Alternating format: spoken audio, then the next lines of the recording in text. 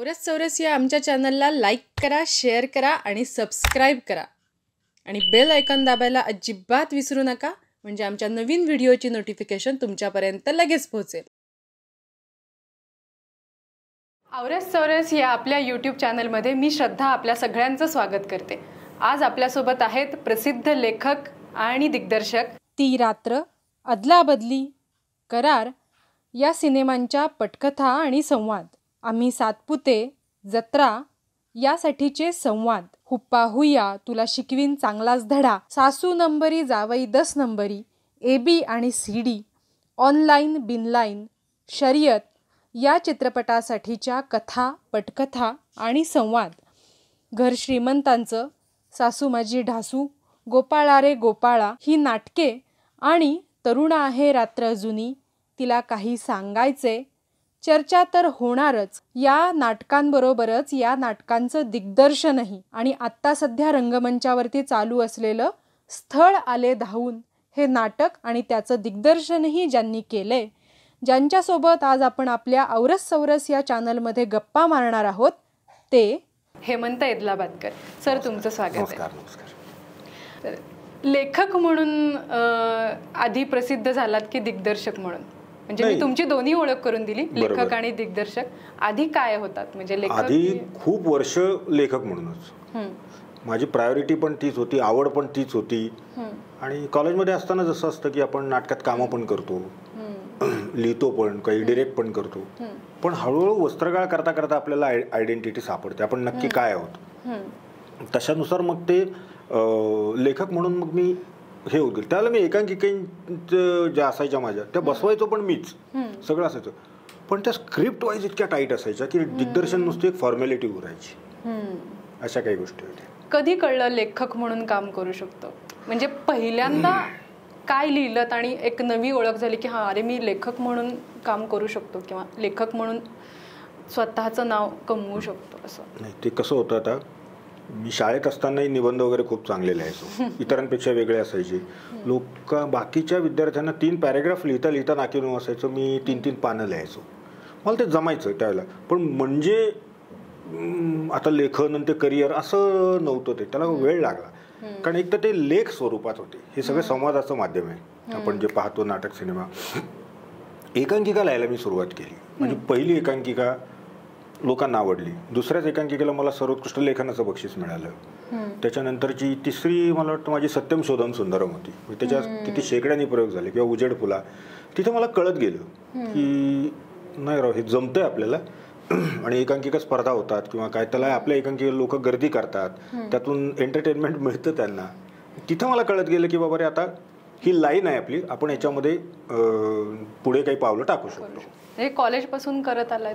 हो, कॉलेज. त्याच्याही आधी? नाही, कॉलेजच धरून चालतो. 12वी मला वाटतं 12वी FYला ते लिहायला सुरुवात केली मी पहिल्यांदा. म्हणजे कॉलेजमध्ये पहिल्यांदा तुमचं नाटक आलं आणि मग तिथून पुढे कधी दुसरं निवडावं, दुसरं क्षेत्र निवडावं असं नाही वाटलं?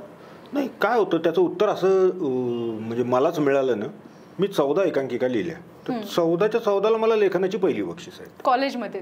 हा, कॉलेज म्हणजे त्याच्यानंतरच्या ह्याच्यामध्ये. कॉलेजमधनं बाहेर पडल्यावर मी लिहित होतो 14 एकांकिका, 14च्या 14ला लेखनाची बक्षिसं. कित्येक वेळेला तर एकांकिका स्पर्धेत 2 बक्षीस होती लेखनाची, पहिलं आणि दुसरं. आणि माझ्या 2 एकांकिका होत्या, तर ते दोन्ही मला मिळालं होतं. म्हणजे रंगमंचावर एक बक्षीस दिलं, मी प्रेक्षक थांब म्हणे, हे दुसरं हे दिलं. म्हणजे मला असं लक्षात आलं की नाही राव, हे जमतंय आपल्याला काम. आणि मग त्याच्यापासून जे सुरू झालं ते सुरूच झालं. मग परत प्रायोगिक, व्यावसायिक याच्यामध्ये पण मग तो चॉईस? प्रायोगिकला मी जरी करायचो ना नाटक, तरी माझा ते विनोदी असायच्या आणि परफॉर्मन्स दणदणीत व्हायचे त्याचे सगळ्याचे. आणि म्हणजे तो कमर्शियल कंटेंट तेव्हाही होताच. मला असं काही, त्यामुळे व्यावसायिक नाटक लिहिलं तर मला काही खास प्रयत्न नाही करावे लागले की यार आपण आता ते व्यावसायिक. ते होतच की आपण ह्याच्या आधी करतच होतो, ते फक्त आता जरा बरा दिवाणखाना दिसेल किंवा तो तशा टाईपचे कमर्शियल कंटेंट येतील. मला आतून काही फार त्रास नाही झाला लिहायला. म्हणजे चूज करत असताना करेक्ट, ते आपोआपच आलं. प्रायोगिक आणि व्यावसायिकच करायचे असं न करता तुम्ही आपोआपच त्या ह्याच्यामध्ये एखादं, म्हणजे प्रायोगिक किंवा व्यावसायिक मधलं कुठलं नाटक जास्त हे सांगू शकाल की हे लक्षात राहिलंय सगळ्याच दृष्टीने? आता हे अलीकडचं आहे माझं, म्हणजे तिला काही सांगायचं नावाचं नाटक होतं माझं. रिअल टाईम नाटक होतं. 2 पात्र, 9 वाजता नाटक सुरू होतं आणि 11 वाजता संपतं, असं नाटकातलाच टाईम पिरियड. 2 पात्र या कपड्यावर अगदी शेवटी एक 5-7 मिनिटाचा थोडासा चेंज होता, पण तेवढं होतं. मग हे चॅलेंजिंग होतं. आता याला तुम्ही काय म्हणाल? व्यावसायिकदृष्ट्या ते खूप यशस्वी ठरलं, खूपच नाटक ते. पण मग याला काय म्हणाल? व्यावसायिक म्हणाल का प्रायोगिक म्हणाल, असा प्रश्न येतो. म्हणजे ते लोकांना आवडलं नाटक, झालं, मग ते कमर्शियल झालं. त्याच्याबद्दल काही अजून नाही, त्याचं प्रोसेस कशी होती, ते सुचलं कसं? त्याचं त्या नाटकाचं मोठं कॉन्ट्रीब्युशन आहे माझ्या लाईफमध्ये. कारण व्यावसायिकला मी खूप ठामपणे निर्मात्यांना सांगू शकलो की हे नाटक आहे, हे तुम्हाला आवडले ना, हे मी दिग्दर्शित करणार, नाही तर मग नको करायला आपण नाटक. याला फार बळ लागतं, याला फार बळ लागतं. त्या सगळ्यांचं म्हणणं असं असायचं की लेखक म्हणून तुझा काहीच प्रॉब्लेम नाही आम्हाला, दिग्दर्शनाचं बघ बाबा. त्यावेळेला मग एक मोह होतो आपल्याला की ठीक आहे ना, हे येतं आहे ना, हे देऊ, तर मग पुढचं आपण करू वगैरे वगैरे असं. तर ते मी ठाम राहिलो त्यावेळेला. म्हटलं नाही, हे जे आहे ते हे आपण दिग्दर्शित करायचं नाटक. आणि मग मी ते डिरेक्ट केलं. आणि मग पुढे त्याचे मला वाटतं 7 महिन्यामध्ये 200 वगैरे प्रयोग झाले. झी त्याचं हे होतं, एक वन ऑफ द प्रोड्युसर्सपैकी होतं. तर त्याच्यामुळे मग ते नाटकाने फार कलाटणी दिली मला. त्याच्यानंतर असं झालं की मी लिहिलेलं नाटक कोणाकडे घेऊन गेलो की ते ठीक आहे, डिरेक्ट तुम्ही करताय ना सर, असं उलटं झालं. त्याच्यामधून विचारलं गेलं तुम्हाला? विचारलं गेलं, विचारलं आहेच आहे. आता आग्रही असतात लोक की तुम्ही ते करा, पण ते डिरेक्ट करा सर तुम्ही, ते इथपर्यंत त्या नाटकाने नेऊन पोहोचवलं सगळं. ते वेगळं होतं जरा पठडीपेक्षा तुमच्या. म्हणजे तुम्ही साधारणपणे विनोदी नाटक लिहिणारे आहात म्हणून एक नाव मिळालेलं होतं, आणि तिला काही सांगायचं हा पूर्ण वेगळा विषय. नाही बघ, काय होतं, आता इतकी वर्ष लिखाण केलं ना, तर काही चेंज करायला आम्ही पण उत्सुक असतो. किती दिवस ते नवऱ्याची सेक्रेटरी घरी आली आणि बायको आल्यावर तिला कपाटात लपवा, आणि ते हे किती लिहिणार तरी किती आणि काय करणार. त्यामुळे हा जो चॅलेंजिंग विषय सुचला, आता त्यांनी यश मिळवलं तर सगळं माफ झालं, पण अदरवाईज तो भयंकर रिस्की विषय होता. व्यावसायिक रंगभूमीत उतरणं आणि एखादं काही करणं हा खरंच रिस्की आहे सगळंच. हो, रिस्की म्हणजे कसं होतं माहिती आहे का, आता कॉलेजची जेव्हा नाटकं असतात तर बहुतांशी कॉलेजच्या स्पर्धांमध्ये जे एकांकिका करतात त्यांच्या एकांकिका तिथे तडाखेबंद गाजतात. त्यांचे हे लक्षात येत नाही 700 जे प्रेक्षक आहेत त्यातली 400 तिकीटं आपण कॉलेजलाच खपवली आहेत. त्याच्यामुळे ते आलं की जयघोष होतो, लोक टाळ्या वाजवतात, त्यांना ते सगळं खरं वाटायला लागतं. आणि ते एखाद्या बाहेरच्या स्पर्धेत उतरतात तेव्हा मुळात असतात लोक 200, आणि 200च्या 200 जे काही असेल 10 रुपये 15 रुपयाचं तिकीट काढून आलेले असतात. त्यांना तुम्ही हसवा, मग ते हसतील, तुमचं म्हणून तुम्हाला काही डिस्काउंट देणार नाहीत. तर हा त्याच्यातला मेजर फरक आहे. म्हणजे कमर्शियलला तुम्हाला प्रूव्ह व्हावं लागतं की त्याला काही इलाज नाही. म्हणजे तुम्ही लोक जे आलेत त्यांना बाबा तुम्ही ते घट्ट मनोरंजन द्या, ते जर त्यांना मिळालं तर ते बाहेर जाऊन तुमच्या नाटकाचं कौतुक करतील, जर नाही तसं मिळालं तर ठीक आहे यार, सो आहे नाटक असं सांगतील. त्या क्षणापासून त्या घसरणीला सुरुवात होते. एक्सपेरिमेंटला किती जागा आहे ह्याच्यात? म्हणजे व्यावसायिक नाटकात भरपूर आहे जागा. मला ना, मी त्या प्रेक्षकांचे नेहमीच आभार मानतो आपल्या. तू बघ ना, आपल्याला हे नवल वाटत नाही का, तिला काही सांगायचं चालतं, त्याच वेळेला सैरे सही चालतं, नकळत सारे घडले चालतं, यथा कदाचित चालतं, किंवा तर प्रेक्षकांना काहीच घेणं देणं नाहीये. आम्ही जे तिकीट काढून आलो ना, ही चौकट आहे ना नाटकाची, यातून बाबा आम्हाला तू 100% मनोरंजन दे, माध्यम काही असो त्याचं. म्हणजे ते प्रायोगिक आहे किंवा काय, ह्याच्याशी त्यांना काही घेणं देणं नाही. तू कर बाबा ते त्या पद्धतीनं, आम्हाला तसं तेवढं तगडं मनोरंजन मिळू दे. ते जर मिळालं तर त्यांना त्याच्याशी काही घेणं देणं नाही की प्रायोगिक आहे का, याच्यात नोन कलाकार आहेत किंवा माहीत नसलेले आहेत किंवा काय. सगळ्याला ते माफ करतात जर नाटक चांगलं असेल तर. म्हणजे सगळं तुम्ही काय देताय त्याच्यावर डिपेंड आहे लोकांना. प्रश्नच नाही. काय लिहायला सोपं वाटतं, नाटक का सिनेमाचं, पटकथा, कथा, संवाद? नाही बघ, काय सांग का, हे सगळं ज्याच्या पाशी येऊन ठेपतं ना, पहिला त्याचा सोर्स जो आहे तो सशक्त कथेचा आहे. सशक्त कथा जर असेल तर नाटकाची कथा सशक्त आहे तर नाटक लिहायला सरसर लिहून होतं. तुम्ही काढताय एक कथा, याच्यामध्ये 5 पात्र आहेत, तुम्ही लिहायला सुरुवात करता, प्रत्येक पात्र हात वर करून आपल्याला सांगतं की मला आता हा डायलॉग बोलावासा वाटतोय, मला असं करावंसं वाटतंय. तर तो जर्नी होतो, प्रवास होतो, ती फरफट नाही होत. त्याला काही मेहनत नाही घ्यायला लागत तुलनेने तशी. ती क्राफ्टमनशिप वगैरेचा हा वेगळा पार्ट पडतो. पण तुम्हाला माहिती असतं स्टार्ट काय, मिड काय, एंड काय, क्लायमॅक्स कसा आहे काय, हे सगळं माहिती असतं आपल्याला. त्या दिशेने आपल्याला पावलं टाकायची असतात. पण ते जर का नसेल, कथाच कॉन्क्रीट नाही, डळमळीत आहे, अजून क्लायमॅक्स नाही सापडला रे, किंवा मध्ये झोळ आहे जरा किंवा काही, हे जर असेल, तू नाटक लिहायला बस, सिनेमा लिहायला बस, तुला तो ना मूड येणार ना काय म्हणतो आपण त्याला, ते पण तेवढं परिपूर्ण होणार. चौकट फार महत्वाची, ज्या चौकटीमध्ये तुम्हाला हे सगळं बसवायचंय. हा, आणि हे मी नाही सांगत आहे, हे पूर्वापार जे चालत आलेलं आहे ना नियम, कुठल्या मोठमोठ्या नाटककारांनी सांगितले सगळ्यांनी, कथा कॉन्क्रीट नको का, त्याच्यावर काय नाही तर आपण ती जर फिशी असेल तर त्याच्यावरती काय रचणार आपण, पटकथा काय रचणार, नाटक काय रचणार, म्हणजे ओढून ताणून तरी किती ताणणार त्याला, म्हणजे 2 तासामध्ये बसवायचं किती बसवणार, हा प्रश्न नाही, हा येतो. आणि दुसरा पार्ट कसा माहिती का, की अगदी ठिसूळ कथा असलेली किंवा कथाच नाही फक्त इम्प्रोव्हायझेशनवर यशस्वी झालेली नाटकं किंवा असं ते सिनेमे, हे सगळं आहे की, हे सगळं आहेच आहे. म्हणजे आत्ता तू क्रॉस जाऊ शकतेस मला की एवढं तुम्ही कथेचं म्हणताय, ही नाटकं आहेत, त्यांना कुठं आहे कथा, तर त्यातला पार्ट असा येतो की ते त्यांना जमतं. तुम्ही कशा याच्यात वाढलाय, कशा याच्यात डेव्हलप झालाय, आणि काय म्हणू आपण ज्याला तरुण पोरं तुमच्याकडे आहे, ते इम्प्रोव्हायझेशन हे तुमचं बलस्थान होतं, मग त्याच्यात ते करतात नाटकं, ती एंटरटेनिंग होतात, ते आवडणारे पण प्रेक्षक आहेत. आपली मुळं काय बाबा, आपल्याला कथेशिवाय जमत नाही. बरं, मी आता ते पाहून तसं करायला जाईल तर मी इकडचाही राहणार नाही, तिकडचाही राहणार. हां, त्याच्यामुळे माझा पॅटर्न विचारशील तर मला कॉन्क्रीट कथा लागते, त्याच्याशिवाय काही मी पुढे जात नाही. आणि लिखाण करत असताना वाचन, या दोन्हीचा संबंध आहेच आहे डेफिनेटली. तुम्ही कितपत वाचनाकडे हे आहे, म्हणजे तुमचं कल कितपत आहे वाचनाकडे? माझा खूपच आहे कल, मी प्रचंड वाचतो. असं फक्त आता त्याच्यातलं एक काय झालं थोडंसं म्हणजे मायनस हे असं झालं, आता जी आपली डिमांड आहे किंवा काय ना, त्या हिशोबानीचं वाचन होतं. म्हणजे मी आता कारवर किंवा मृत्युंजय असं नाही वाचणार की नाही, मृत्युंजय आहे पण त्याचं होऊ शकत नाही ना काही, म्हणजे त्याचं नाटक होऊ शकत नाही किंवा त्याचा सिनेमा होऊ शकत नाही. मग तशी पुस्तकं आपसूक थोडीशी लांब जातात, हे व्हायला नको खरं तर आता, कारण चांगलं पुस्तक आहे म्हटल्यावर आपण ते वाचलं पाहिजे.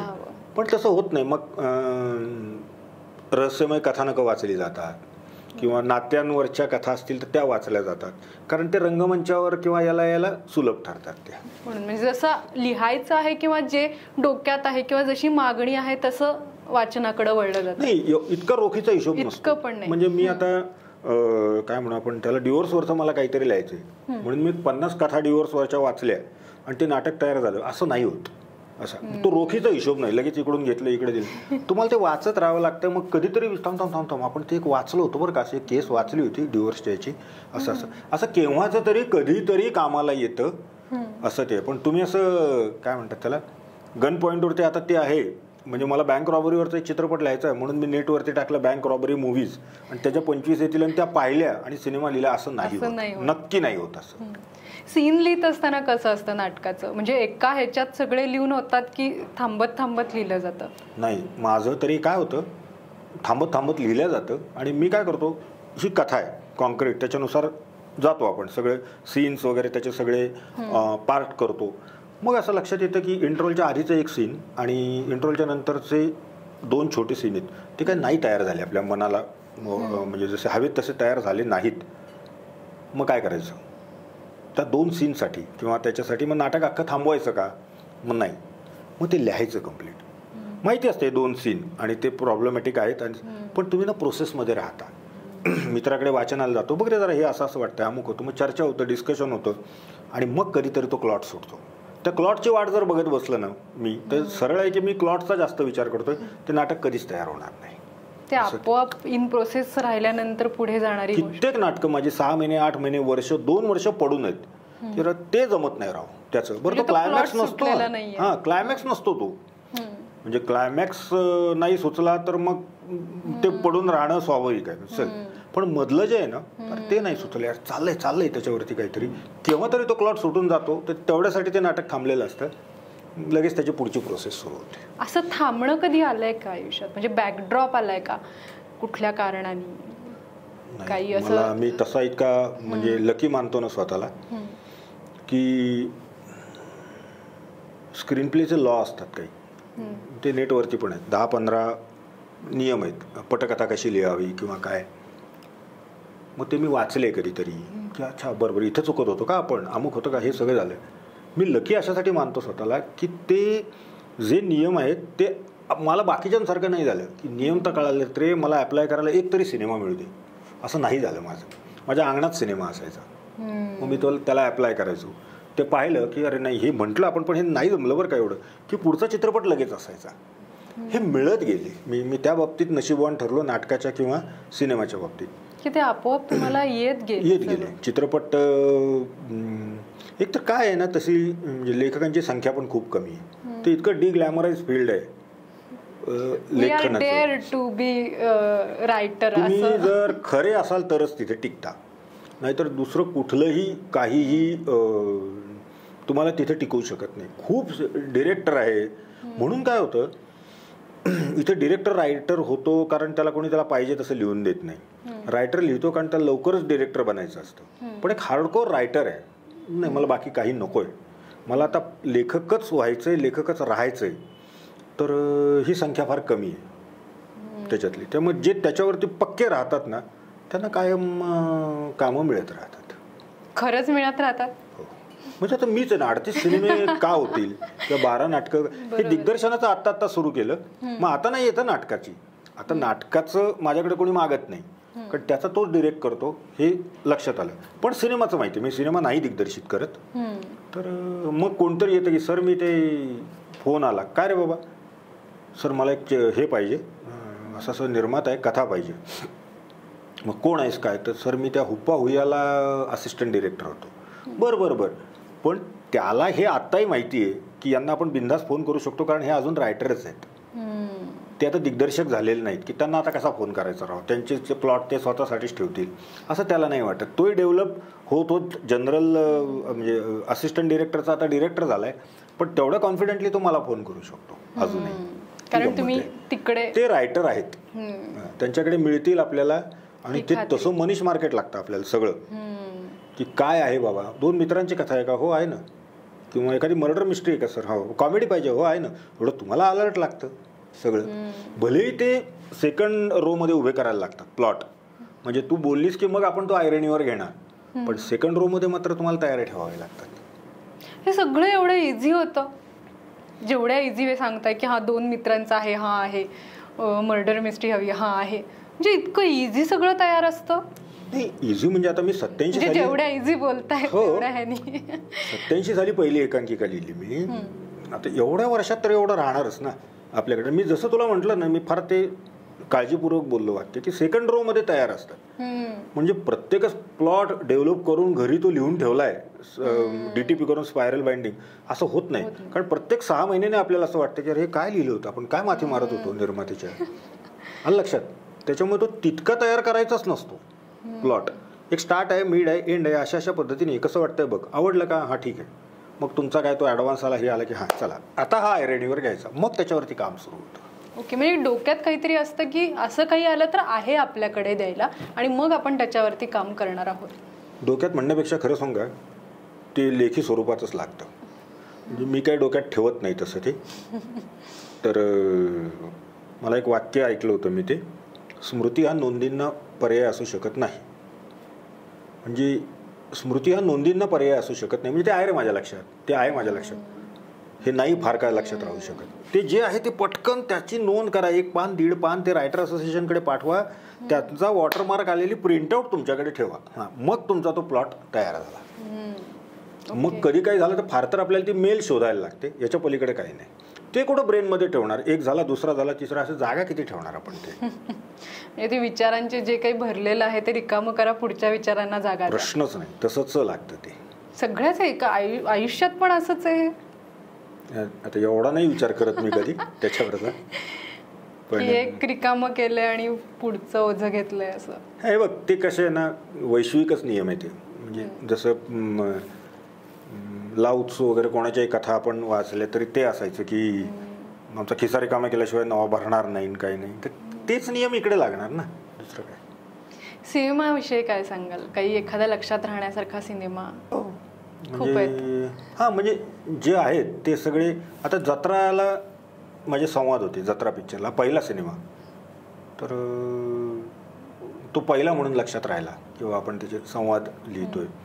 आणि पुढे मग ते जे होते ते सगळे त्या वेळेचे बरोबर व्यावसायिक चित्रपट होते. सासू नंबरी जावई 10 नंबरी, म्हणजे त्यावेळेला कसं होतं, झीला दाखवले जायचे सिनेमा. म्हणजे लोकांकडे 2च पर्याय होते की आमचा तो खरंच तो काळ म्हणजे तसा बरा होता. कारण व्हायचं काय, लोक चित्रपट थिएटरला बघायचे आणि नाही तर तो झीला यायचा, मग लोक झीला बघायचे. म्हणजे आजही हनुमान जयंतीला किंवा याला तो हुप्पा हुय्या सिनेमा दाखवतात. अदनमधनं सासू नंबरी जावई 10 नंबरी चालू असतो, जत्रा तर सारखा जत्रा असतो.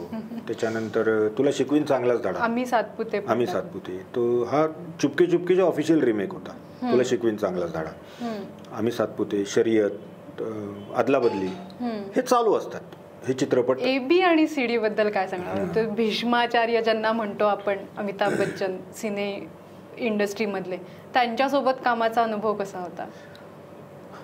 मी ना पहिल्यापासूनच अमिताभ बच्चनचा खूप फॅन, आणि ते एक बॅक ऑफ द माइंड होतं की यांना घेऊन एक करायचा राव सिनेमा आपण. तर मी हे कथानक रचलं त्याच्यावरचं, आणि ते कुठंही असं नजरेच्या टप्प्यात पण नव्हतं की आपण अमिताभकडे जाऊन कथानक ऐकू शकू किंवा काय. मग निर्माते आले, मग खूप चेंजेस झाले त्याच्यात की आपण रीमाताईंना घेऊन हेमा मालिनी आणि रीमा असं करायचं का, मग रेखा आणि अमुक करायचं का, असं खूप खूप गडबडी झाले त्याच्यामध्ये. आणि मी अगदी असा प्रखर विरोध नाही दर्शवला की आता होतंय तर जाऊ देणार, पण तसंही कुठे अमिताभ बरोबर हे करणार. एकदा विक्रम गोखले संपर्कात आले, त्यांना सांगितलं, म्हटलं असं असं लाईन डोक्यात आहे बाबा आणि अमितजींना तुम्हीच आणू शकता. म्हटलं बाबा आणू शकतो, पण त्यांना कथानक ऐकावं लागेल आणि त्यांना कथानक आवडलं तर ते हो म्हणते, हा मेजर पार्ट आहे त्यातला. म्हटलं हो चालेल, काही हरकत नाही. मग एक दिवस निरोप आला की त्या करोडपतीच्या सेटवरती आपल्याला त्यांना कथानक ऐकवायचं आहे. मग मी, विक्रम गोखले, आमचे दिग्दर्शक मिलिंद लेले, आम्ही 3 जण करोडपतीच्या सेटवर गेलो आणि तिथं अमितजींना एक 10 मिनिटात कथानक ऐकवलं, बिग बींच्या समोर बसून. हो, मी पहिल्यांदाच त्यांना असं एवढं जवळून पाहिलं. वेगळं नाही वाटलं? दडपण असं नाही, मग हा नेहमीच तर नव्हतं. नेहमी जसं संवाद ऐकवायला किंवा कथा ऐकवायला जाता असं तर नव्हतं डेफिनेटली. नाही, ते कसं होतं तुला सांगतो की आपल्याला एक कॉन्फिडन्स येतो असा की हे असे जे बसलेत ना, ते त्या चेअरवर आहेत, ते चौघं बसले, आपल्या सारख्याच उंचीच्या खुर्च्या आहेत. काहीतरी आहे म्हणून बोलवलंय ना आपल्याला. मग हां, मग ठीक आहे, आता कथानक ऐकवायचं. ते पहिले 5 मिनिटं राहतं, म्हणजे बाबा आपण त्यांना भेटायला जातोय, ते सगळं दडपण आपल्याला आठवतं सगळं ते. आणि शांतपणे त्यांना, बरं ते काय मला काही दिवारमधला पीस करून दाखवा असं नव्हतं म्हणत, तुला जे येतंय जे तेच ऐकव. मग त्यालाही मी गांगारलो तर कसं काय होणार. मग त्यांना 10 मिनिटात कथानक सांगितलं तिथे, त्यांना आवडलं. मग किती काय पाहिजे दिवस, तर म्हटलं 1 दिवस पाहिजे. आमचे दिग्दर्शक म्हणाले तुमचा 1 दिवस पाहिजे, चालेल. म्हणजे ते आमच्या देखील सेक्रेटरीला फोन केला, असं असं आहे आणि यांना 1 दिवस द्या म्हणून. तो 7 महिन्यांनी मिळाला. तो अमिताभचा 1 दिवस आहे, तो 7 महिन्यांनी आम्हाला मिळाला त्याच्यातला. आणि त्यांना स्पष्ट सांगितलं होतं की बाबा रे, तुम्ही जो दिवस द्याल आम्हाला, तर त्याच्या 2 महिने आधी सांगा. म्हणजे समजा असं धरून चल की 1 जानेवारीला फोन येणं अपेक्षित आहे त्यांच्या ऑफिसकडनं की सरांची 1 मार्च मिळते बरं का तुम्हाला, कारण 2 महिने तयारीला लागणार. आम्हाला 22 दिवस मिळाले अवघे. माझा दिग्दर्शक आणि तो प्रोडक्शनवाला वेडे झाले होते, कारण त्यांनी 44 दिवस केले, रात्रंदिवस त्यांनी काम केलं त्या सगळ्याला. कारण ती डेट गेली की परत पुढची कधी आहे माहीत नाही, पण ते केलं. आणि मला वाटतं ते त्यांचं शूटिंग जिथे कांदिवलीला होतं, पसाऱ्याचं आहे, मोठं आहे म्हणजे ते सगळं शूटिंग आणि ते. आणि त्या दिवशी सकाळी 11 वाजता अमितजी येणार असं होतं. मी पुण्यात होतो. मी म्हटलं काही करून आपण तिथे 11 वाजता पोहोचायचं, अमितजीच्या त्याच्यात आपण तिथे पोहोचायचो. तुम्ही धडपडत 11 वाजता तिथे पोहोचलो, तेव्हा ते 10:30ला येऊन त्यांनी एक शॉट पण दिला होता, म्हणून ते अमिताभ आहेत. बापरे. दिग्दर्शकांनी जेव्हा ओळख करून दिली की सर म्हणे ये रायटर, हाँ म्हणे आप आए थे ना करोडपती के सेट पे, म्हणजे एवढं लक्षात 80 वर्षाच्या माणसाच्या 7 महिन्यानंतर लक्षात होतं की हा माणूस 10 मिनिटासाठी आपल्याला करोडपतीच्या सेटवरती येऊन यांनी कथानक ऐकवलेलं आहे. बापरे. म्हणून ते मोठे आहे, म्हणून ते तिथे आहेत. हा एक आत्तापर्यंतच्या सगळ्या ह्याच्यावरती आपण असं म्हणूयात का की ते असतं की सगळं झालं, पण एक सुखाचा एक एवढा मोठा क्षण मिळाला की तो मला आयुष्यभरासाठी प्रश्नच नाही. आणि हे माझंच नाही बरं का, म्हणजे मला लक्षात काय आलं त्या दिवशी, त्यांच्या संपर्कात जर आपण दिवसभर राहिलो तर तू कोण आहेस, म्हणजे तू इन्शुरन्स एजंट आहेस, तू प्राध्यापिका आहेस कॉलेजमधली, किंवा काय अजून कोणी आहेस, तर तेवढा दिवस आपण आपल्या फील्डमधले बच्चन असतो. आपण एवढे कॉन्फिडंट होतो राहतो की तो एक दिवस संध्याकाळी शूट आटपून ते निघून जातात, दुसऱ्या दिवशी आपण पण लाईनीवर येतो तिथं ते की नाही आपणच आहोत आपल्या. पण तो एक दिवस तो ऑरा आणि ते सगळं जे आहे ना ते सगळं खरं आहे आणि खरं आणि अतिशय खुलून ते आमच्या मेकअपमधला टाळ्या देऊन हसतायत, नंतर अशी शिट्टी वाजवून त्या माईकवाल्याला बोलवतील की संपूर्ण दिवस हा एन्जॉय करत आणि हे करत त्यांनी त्या एजमध्ये सुद्धा. आणि ते खूप म्हणजे कसं होतं ना, तू विचार कर, त्या दिवशी सिनेमाचं म्हणजे स्ट्रक्चर असं आहे की 1000 लोक प्रेक्षक याच्यात बसले होते थिएटरमध्ये. तू बघ त्यांचे 2000 डोळे तुला बघतायत सतत, तू इकडे गेली की तुला बघताय, तू इकडे गेली की तुला बघतायत. हे किती तसं इरिटेट करणार आहे आपल्याला. तसं झालं तर किती आपण अनइझी होऊ. हे काहीच करू देत नाही, मी पाणी पिलं तरी ग्लासाकडे बघताय आपण मोबाईल. पण शांतपणे ते सगळं हँडल केलं. त्यांना बोललं की पहिल्याच दिवशी दिग्दर्शकाला सांगितलं, बाबा रे मी दिग्दर्शकाचा नट आहे, काय तू सांग त्याच्याप्रमाणे मी ते करतो. आणि ते जसं सांगत होते तसं ते करत होते. करेक्ट. तो सिनेमाची कथा लिहिणं किंवा पटकथा लिहिणं हे चौकट असेल किंवा कथा स्ट्रॉंग असेल तर संवाद चांगल्या पद्धतीने येऊ शकतात आणि तेव्हाच ती लोकांपर्यंत पोचू शकते. त्याच्याशिवाय ते होऊ शकत नाही. नाटकाचंही तसंच असतं. मग नाटक आणि सिनेमा ह्या दोन्हीमध्ये तुम्ही आलात, लेखक म्हणून बाकीच्या ह्याच्याकडे वळावं असं नाही वाटलं, पुस्तकाकडे किंवा इतर ज्याला आपण साहित्य म्हणतो, साहित्य क्षेत्र म्हणतो त्याच्याकडे? नाही, काय ना, आपल्याला जे आवडतं आणि जे जमतं ते काम करावं. म्हणजे मी कधी पाहिलं नाही कुठला पटकथाकार असा एखाद्या संमेलनात बसलाय किंवा काय, त्याला आता तशी साहित्यिक व्हॅल्यू आहे का नाही असं मला माहिती नाही, पण आपल्याला ते जमतं ना, तर मग आपण ते करावं. आता ऑल ऑफ अ सडन उठून कादंबरी लिहायला सुरुवात केली, त्याची गणितं वेगळे असणार, आडाखे सगळे वेगळे असणार, सगळं असणार. ते जमतं नाही जमत माहीत नाही काही, आणि तेवढा वेळ नाही. सुदैवाचं की सातत्यानं काम आहे, त्याच्यामुळे जे आहे ते काम करावं. आत्ताचं काय काम चालू आहे सध्या? नाही, मला काय होतं, लिखाणी माझी एक्सप्रेस व्हायचीच मेथड आहे. म्हणजे ते समोरचे नाटक मागतायत नाही मागत किंवा कोणी सिनेमा, याच्याशी काही फरक नाही पडत. तर ते आहे, डोक्यात आलं आपण त्याच्यात रमतो, त्याचे रेफरन्स संदर्भ शोधतो. जसं माझं चर्चा तर होणारच नावाचं नाटक होतं, तर डावी विचारसरणी उजवी विचारसरणी याच्यावरचं ते गमतीशीर विनोदी नाटक होतं. त्याचे खूप संदर्भ मला शोधायला लागले. ते ऑथेंटिक पाहिजेत. तुम्ही जेव्हा रंगमंचावरनं सांगता भारतामध्ये 1964 साली असं झालं, तर मग ते पाहिजे ना 64 साली. बरं, त्याचा एकाच्या पुस्तकाचा रेफरन्स घेऊन चालत नाही, तो 4 ठिकाणी चेक करावा लागतो. मग आपण असं रमून जातो त्याच्यात. ते मला कधी वाटलंही नव्हतं व्यावसायिकला येईल, तर ते नाटक व्यावसायिकला आलं. आम्हाला झीला सर्वोत्कृष्ट नाटक ते मिळालं. त्याच्यानंतर मला सर्वोत्कृष्ट लेखन मिळालं, दिग्दर्शनाचं नॉमिनेशन, आणि अभिनेत्री जी आहे आदिती सारंगधर, तिला बेस्ट ॲक्ट्रेसचं मिळालं. आता हे जर कोणी मागत नाही आहे नाटक, आपण लिहायला नको असं म्हटलं असतं तर काय झालं असतं. ही गंमत आहे त्याच्यातली. लिहित राहा, म्हणजे काम असो का नसो तुमचं लिखाणाचं चालू आहे. नाही, ह्याच्यात मुळात काय होतं की आपण किती हिशोब काढला की एकांकिका लिहिल्या, त्यावेळेला असं कुठं माहिती होतं की पुढे आपण सिनेमे लिहिणार आहोत, किंवा त्यावेळेला त्या आनंदासाठी केलंच की ते काम. ते लकी इतके आहोत की त्याचं व्यवसायात रूपांतर झालं आणि ते डिमांड येत गेली आणि आपण ते लिहित गेलो आणि ते जमत गेलं पुढे काम. आता पुढे मागे कधीतरी वेळ अशी येणारच आहे की बाबा रे आता नाही मागत लोक आपलं, त्याला आपण काय करणार. पण त्यावेळेला लिखाण चालूच राहील. त्याची पण तयारी आहे. तर मी एकटा थोडंच आहे, अभिनेत्याचं नसतं. आता नाही काम आवडत भाऊ लोकांना, तुझं तू बस घरी. त्या वेळेपर्यंत आपण वाट बघायची की आपलं आवडतंय तोपर्यंत देत राहायचं. एकदा लक्षात आला असा साईन की आता नाही आवडत आहे राव आपल्या लोकांना, बंद करायचं. म्हणजे आपण ऍक्सेप्टन्स हवा की आता थांबायला हवं, म्हणजे कुठं थांबायचं हेही कळायला हवं. नाही, थांबणं म्हणजे मी काय म्हणतोय ते एक सुदैव असं आहे, माझा पुण्यामध्ये 87 सालापासूनचा नाटकाचा ग्रुप आहे. तू एक हा फरक लक्षात घे इतर रायटर माझ्यामधला काय आहे, तो तुमचा नाटकाचा ग्रुप आहे. आणि सगळे आता व्यवस्थित सेटल सधन मंडळीची परत संपर्कात आली. मला जर नाटक करायचं असेल तर मी त्या ग्रुपकडनं अगदी निश्चित करू शकतो. म्हणजे एखाद्या रायटरला जी भीती असते की मी आता नाटक लिहायला घेतलंय पण हे येईल का राव रंगमंचावर, तोपर्यंत ते पुस्तक आहे, लक्षात घे तू. नाटक लिहिलं ना तोपर्यंत ते साधं पुस्तक किंवा लिहिलेलं आहे, ते रंगमंचावर आलं की नाटक होणार ना ते. तर मला ती भीती कधीच नसती. श्री लिहिला कागदावर की माहिती हे नाटक रंगमंचावर येणार. फरक फक्त इतकंच आहे की ते व्यावसायिकला येणार का आपल्या प्रायोगिक याला येणार, एवढाच फक्त फरक. म्हणजे मी इतका तसा लकी रायटर आहे की लिहिलेलं माझं रंगमंचावर येतच. फरक फक्त इकडे का तिकडे एवढाच. आत्ता काय रंगमंचावरती चालू आहे माझं स्थळ आले धावून नावाचं नाटक आता आलेलं आहे. खूप जवळपास 25 वर्षांनी संजय मोने आणि डॉक्टर गिरीशोक एकत्र काम करतात. 3च पात्री नाटक आहे. तर विनोदी नाटक आहे आणि 60 नंतर एकटे जे पडलेत लोक, बायको गेली किंवा नवरा गेला, तर त्यांच्या पुनर्विवाहा संदर्भातलं ते गमतीशीर नाटक आहे.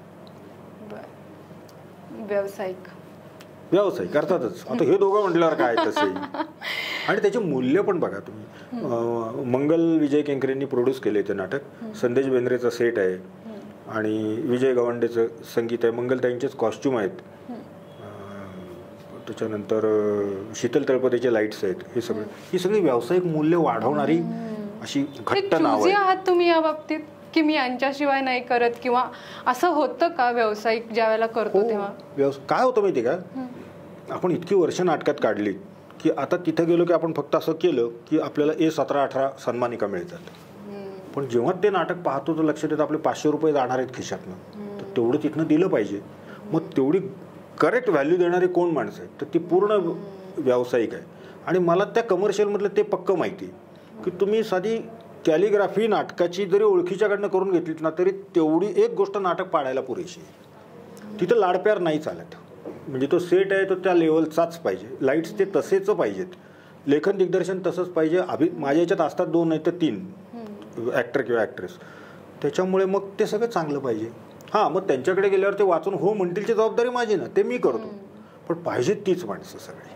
म्हणजे हा चॉईस किंवा हा चुझीनेस व्यावसायिकमध्ये राहतो.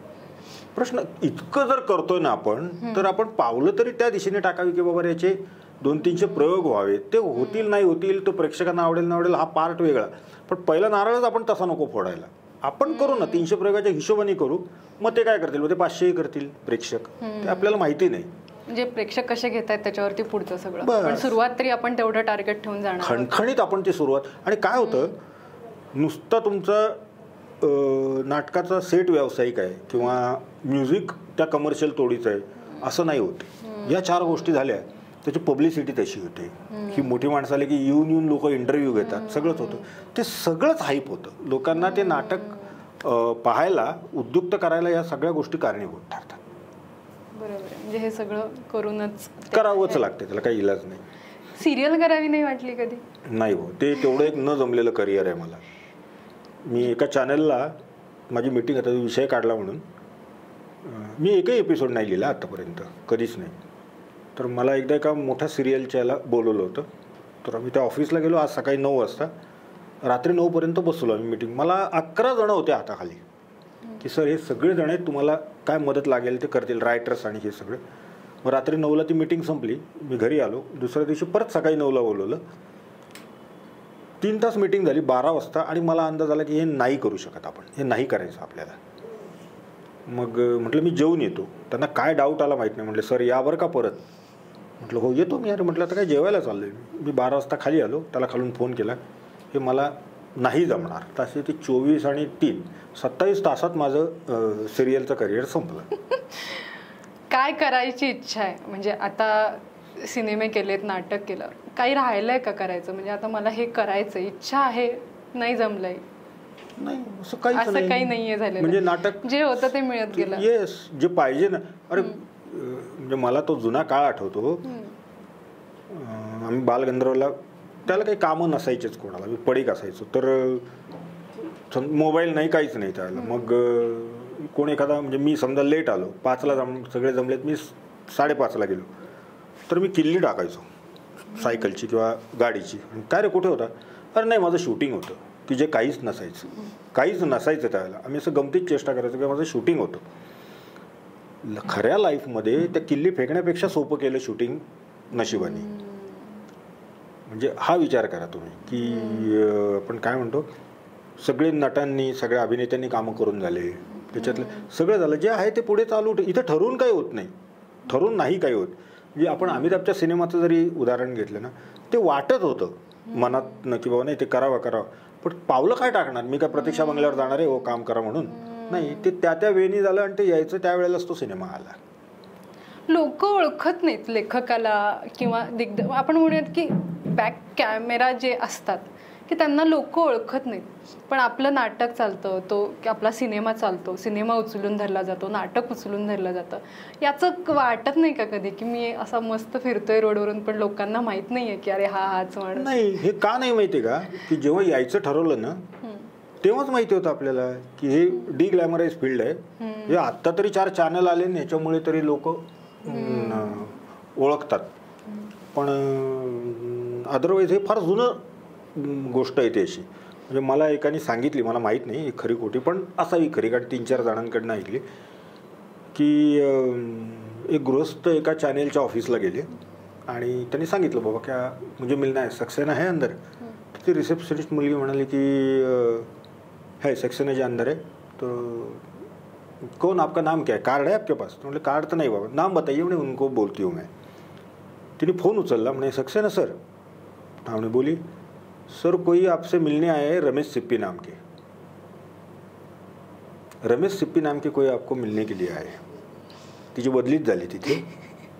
पण आता शोलेच्या दिग्दर्शकाला न ओळखणारी पिढी आणि ते जर असतील तर बाकीचं काय. तर जे जमतंय आणि जे आहे ते आपण आपलं काम करायचं, त्याच्यातनं ओळखलं. कधी कधी बोलवतात मग हे नाटक कर्टन कॉल असलं की आपले लेखक दिग्दर्शक या ठिकाणी उपस्थित आहेत, त्यांना मी रंगमंचावर येण्याची विनंती करतो. आपण आपला हात जोडून यायचं, नमस्कार वगैरे झालं, संपला विषय, करत काही नाही, एवढंच. चालेल. एक शेवटचाच प्रश्न तुम्हाला विचारते की हे सगळं आत्तापर्यंत तुम्ही जमवत आणलं, हे सगळं जमून आलं, तुमच्या नशिबाने जमून आलं म्हणून हे इथपर्यंत आलं. हे असंच पुढे चालू राहावं अशी तर इच्छा आहेच आहे. तुम्ही मगाशी म्हणालात की थांबलं तरी तो ॲक्सेप्टन्स आहे, पण आत्ताच्या पिढीकडे तो नाही आहे ॲक्सेप्टन्स की आपल्याला कधीतरी थांबायचं आहे किंवा 2 नाटकानंतरच आपण थांबलो तर काय. अशांसाठी काय सांगाल? नाही काय, ते व्यवस्थित आहेत की ते इतके फास्ट आहेत. म्हणजे मी OTT कंटेंटचे सिनेमे पाहतो तर मला खूप कौतुक आणि नवल वाटतं. ही कुठली पद्धत आहे अभिनयाची, किंवा किती नवीन आहे, हे किती रिअलिस्टिक आहे, किंवा किती. म्हणजे एक सिंपल उदाहरण सांगतो मी. तो आता तोही जुना पिक्चर झाला बराच, इरफानचा सिनेमा होता तो पानसिंग तोमर.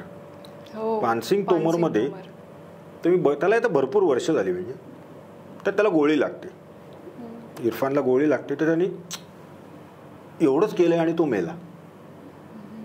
त्या चित्रपटात त्याला गोळी लागते, एवढा एक चुकला फक्त तो आणि तो गेला त्याच्यामध्ये. मी इतका अनइझी झालो, कारण त्याच्या आधी मरायचं म्हणजे बच्चन, चेहरा हे करून असंच मरायचं हेच माहिती होतं. असा कोणी मरू शकतो याच्यावरती विश्वासच नव्हता.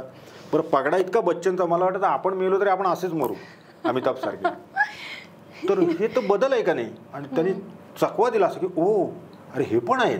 आणि मग आता जे OTT कंटेंटवाली येतात त्यांचं बोलणं कधीही ते एक तुम्ही आवाज सेट करून ठेवला आणि त्याच्यात तुम्हाला ते बोलणं कायम सगळ्या सिनेमावर ऐकू आलं असं आपल्याला होत नाही. त्याचं मरमरिंग काय ते वाढवा बाबा, मागे जाऊन ऐका परत, हे सगळं आलं ना त्याच्यातलं. हे तगडे आहेत सगळे. आपण किती ते जुन्या याच्यातलं कुरवाळत बसणार. चालू आहे. आणि OTT कंटेंट एक बरं काय झालं सांगतो, त्यांना माहिती आहे आपण नदीच्या पाण्यातनं असं शिवलिंग घेऊन नाही येऊ शकत आणि 500 सैनिक आले, हजारांना पण तो रथाने हत्ती अडवला, हे आपण नाही करू शकत. आपण जर नाही कथा शोधली चांगली तर मरू आपण, म्हणजे यातलं काहीच होणार नाही. हां, आता मग चांगली कथा काय हा सापेक्ष पार्ट आहे. म्हणजे त्यांना जी चांगली वाटते ती तुला वाटेलच असं नाही किंवा काही नाही, पण निदान ते सजगता तरी आली की बाबा रे आपण कथा तरी निवडू चांगल्या. म्हणजे मी जे पाहतो तर मला ठीक आहे, मग क्लायमॅक्स फसला मध्ये काहीतरीच दाखवलं त्यानेच होतं, पण ते त्यांच्या परीने चालू असतं. आपल्याला परत एकदा एक चांगल्या कथांच्या गोष्टी पाहायला मिळतात, चांगल्या अभिनयातून, चांगल्या तंत्रातून. हे त्याचं क्रेडिट आहेच की. म्हणजे आपण तरुण मुलांची पण नाटकं होतात. मध्ये मी त्याचं नाव विसरलो. त्यात 60 पोरं होती स्टेजवर, रंगमंचावर 60 मुलं होती. बॅकस्टेज तर असणार, लाईट्स तर असणार, म्युझिक तर असणार. 70-75 मुलं होती. करतात की सगळे ते प्रयोग करतात, सगळ्या गोष्टी होतात. पुण्यामध्ये जे प्रायोगिक थिएटर्स आहेत, कधीही जो मला शनिवार रविवार मिळत नाही आम्ही गेलो की, ते त्या पोरांनी बुक केलेले असतात. ह्याच्यापेक्षा काय चांगलं. नाटकाला सुगीचे दिवस परत सगळ्याला शॉर्ट फिल्म्स बनत असतात, सगळंच ते होत असतं. आपल्याला तो खुलेपणा पाहिजे फक्त, किंवा माझं चांगलं होतं ठीक आहे ना, पण हे पण आहे ना चांगलं राव, हे तुमच्याकडे तो खुलेपणा पाहिजे. मेरे जमाने मी ऐसा था ना असं करत बसले तर मग काही खरं नाही तुमचं. खूप छान गप्पा झाल्या आपल्या. जायच्या आधी तुम्ही लेखक आहात म्हणून तुमच्यासाठी हे हो पेन स्टँड, थँक्यू. कलाकृती हँडीक्राफ्ट म्हणून आहे, त्यांच्याकडून हे तुम्हाला पेन स्टँड. थँक्यू. धन्यवाद.